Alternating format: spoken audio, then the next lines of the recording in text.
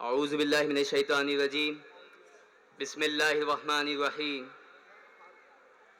آج جیسے کہ آپ سب کو پتا ہے کہ مجلس اتحاد المسلمین آپ کے درمیان میں آئی ہوئی ہے۔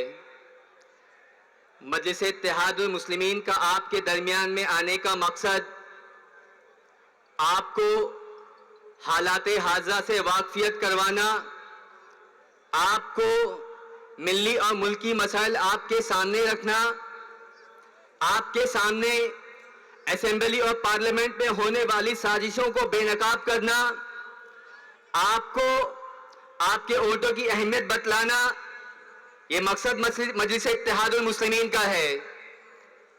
ملک کو آزاد ہوئے تقریباً 70 سال ہو گئے، ایک نہیں، دو نہیں، تین چار پیڑھیاں ہمارے سامنے گزر گئیں۔ ہم نے ہر الیکشن اور انتخابات کے موقع پر ٹیکٹیکل ووٹنگ کے نام پر، حکمت کے نام پر بزدلی کا مظاہرہ کرتے ہوئے کبھی ہم نے کانگریس کو ووٹ دیا تو کبھی ہم نے راشٹروادی کانگریس کو ووٹ دیا، کبھی ہم نے سماجوادی کو ووٹ دیا تو کبھی ہم نے عام آدمی پارٹی کو ووٹ دیا۔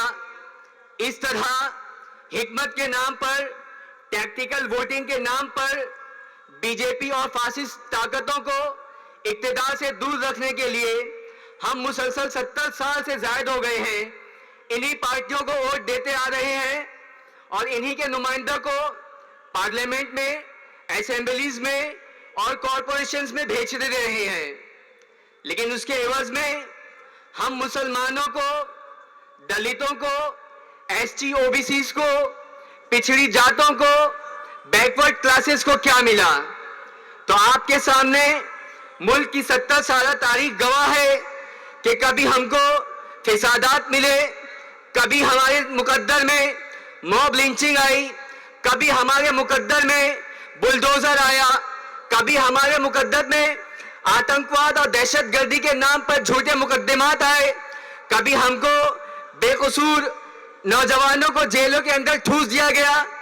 جیل، سلاخیں، غربت، بے روزگاری، نشہ، یہ ہمارا مقدر بنا کر رکھ دیا گیا۔ عزیزان ملت، 70 سال کا وقفہ کوئی کم وقفہ نہیں ہے۔ ہمارے بڑے، ہمارے بزرگ تمام اس بات سے واقف ہیں کہ 70 سال ایک طویل عرصہ ہے۔ اس طویل عرصے میں ہم نے کچھ نہیں کھایا، ہمارا ریزرویشن ختم ہو کر رہ گیا، ہمارے تحفظات ختم ہو کر رہ گئے، ہمارا کانسٹیٹیوشنل جو گارنٹیز تھے، آئین نے، دستور نے، ڈاکٹر بابا صاحب بھیم راؤ امبیڈکر کے قانون نے جو ہم کو تحفظات دیے، جو ہم کو ریزرویشنز دیے، جو ہم کو آرکشن دیے گئے، اس کو ختم کر کے رکھ دیا گیا۔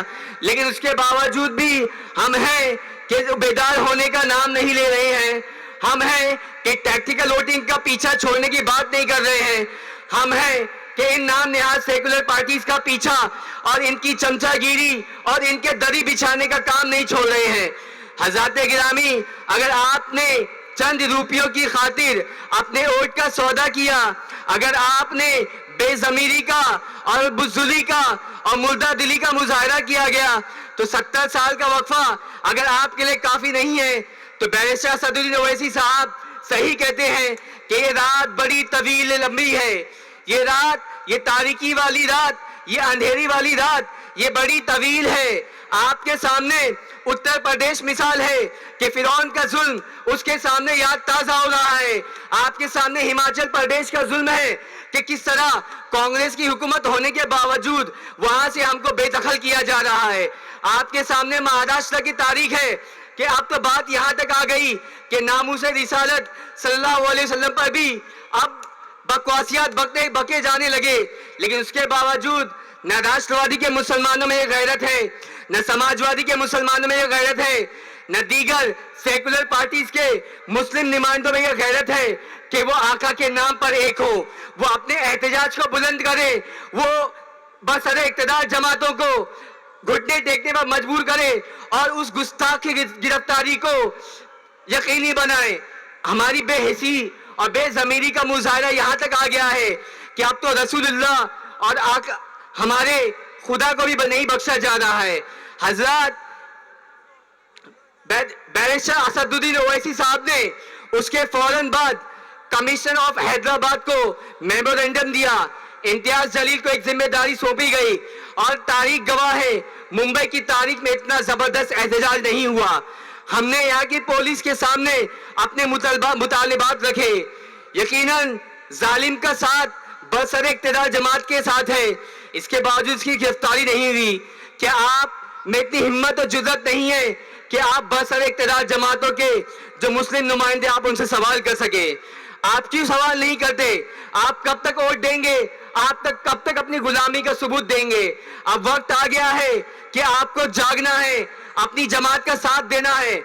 और क्या आप देखते नहीं कि पार्लियामेंट में, असेंबलीज में कौन आपकी आवाज उठा रहा है, कौन बहादुरी के साथ आपके मुतालबात जालिम हुक्मरानों के सामने रख रहा है? यकीनन हम में से हर शख्स ये कहेगा कि वो जनाब बैरिस्टर असदुद्दीन ओवैसी साहब हैं। हजरत, ये वक्त आ गया है कि हम उस मर्द मुजाहिद का साथ दें, वरना 70 साल तक से रोते आ रहे हैं और ये अरसा मजीद लंबा होने वाला है।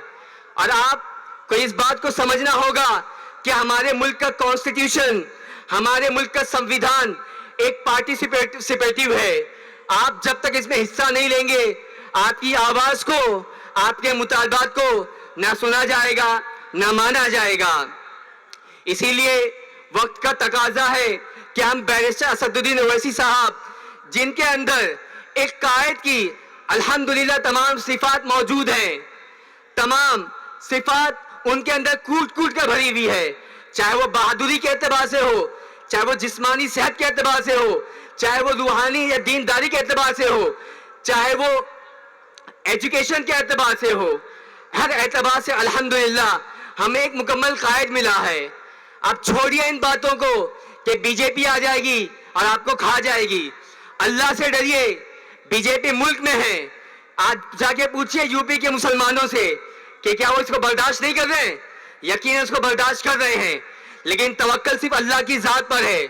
और आपको इस पार्टिसिपेटिव फॉर्म ऑफ डेमोक्रेसी में हिस्सा लेना होगा। आपको सिर्फ दरी बिछाना नहीं होगा, आपको सिर्फ अपने वोट को 500, 1000 और 2000 और चंद टकों की बदौलत बेचना नहीं होगा। जब तक आप बिकेंगे, आप लतखोर बनेंगे, आपके साथ जुल्म और बर्बरी का नंगा नाच नाचा जाएगा। आपको डॉक्टर भीमराव बाबा साहब अंबेडकर के बनाए हुए संविधान को मुकम्मल इस्तेमाल करना होगा। आपको उसमें अपनी हिस्सेदारी को यकीनी बनानी होगी, आपको उसमें पार्टिसिपेशन करना होगा। मैं आपसे ये इल्तिजा करता हूं कि अभी हमारे कायद जनाब अकबरुद्दीन ओवैसी साहब तशरीफ लाएंगे। आप तमाम से मुअद्दिबाना इल्तिमास है कि उनके बयानात को सुनते हुए जाएं और इंशाअल्लाह ताला 12 तारीख को बाद नमाज मगरिब रफी नगर में आप और हमारे अर्दिहादिल अजीज लीडर, मुसलमानों की, दलितों की, बैकवर्ड क्लासेस की, वॉइसलेस पीपल की, तमाम की आवाज नकीब मिल्लत अलहाज बैरिस्टर असदुद्दीन ओवैसी साहब 12 तारीख को रफी नगर में आ रहे हैं। आप तमाम से मुअद्दिबाना इल्तिमास है कि अपने शेर को सुनो, अपने शेर को सुनो, अपने शेर को सपोर्ट दो, उसको मायूस मत करो। वो आपके लिए लड़ रहा है, जालिमों से पंजा आजमाई वो सिर्फ आपके लिए कर रहा है।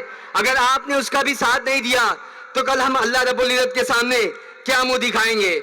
आप और हम तमाम की दीनी जिम्मेदारी है कि बैरिस्टर असदुद्दीन ओवैसी साहब के हाथ को, उनका हाथ बने, उनका पैर बने, उनके कंधे को मजबूत करें। इन्हीं चंद बातों के साथ मैं अपनी बात को खत्म कर रहा हूं कि वतन की फिक्र कर नादा, मुसीबत आने वाली है, तेरी बर्बादियों के मशवरे हैं आसमानों में।